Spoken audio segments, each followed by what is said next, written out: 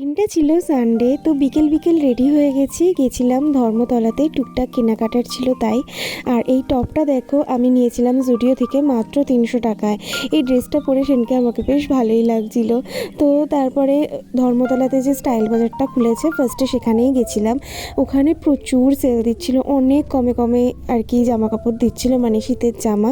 যারা তোমরা এর মধ্যে ঘুরতে যাওয়ার প্ল্যানে আছো, মানে কোনো ঠান্ডার জায়গায় বা পাহাড়ের জায়গায়, একবার চেক করতে পারো, এখানেই যেতে পারো।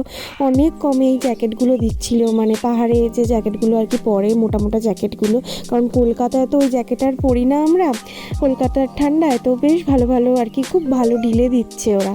তো একবার চেক করতে পারো। আর সোয়েট শার্টগুলো মেয়েদের ভীষণ কিউট কিউট। আমি একটা নিয়েছি, তোমাদের পরে সেটা দেখাবো। আর তারপরে গেছিলাম ধর্মতলার যে স্ট্রিট আর কি মার্কেটটা, সেখান থেকে একটা ব্লেজার টাইপ জ্যাকেট কিনতে।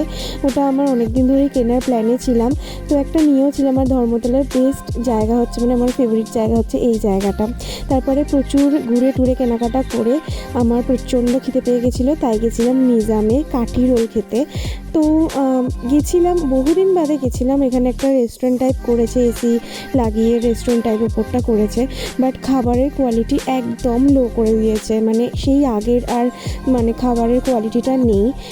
তো খিদে পেয়েছিলো, এই একটা রোল নিয়েছিলাম। দেখো কত পাতলা করে দিয়েছে রোলটা।